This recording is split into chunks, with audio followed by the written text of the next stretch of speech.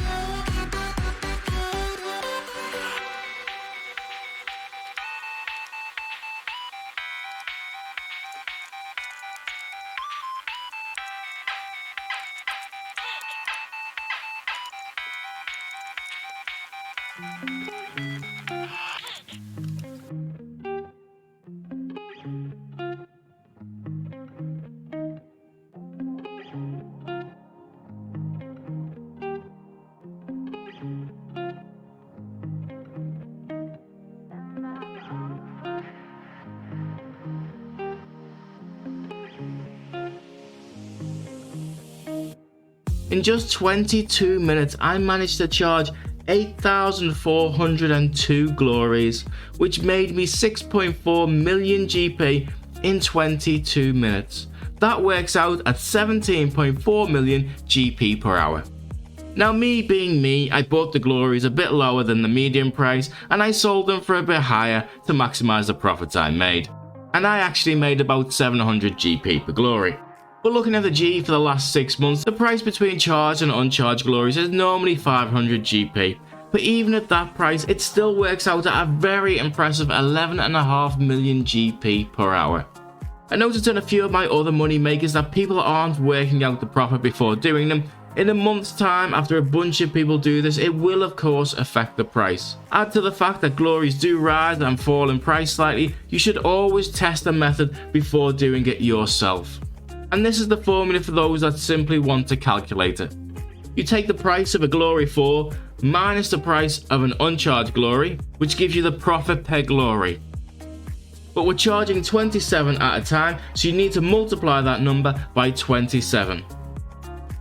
But you also need to deduct the amount of the scroll, as we also use one of those. This is what you now make each scroll you use, and you can do this 850 times in 1 hour. So by multiplying that number by 850, that gives you the profit per hour.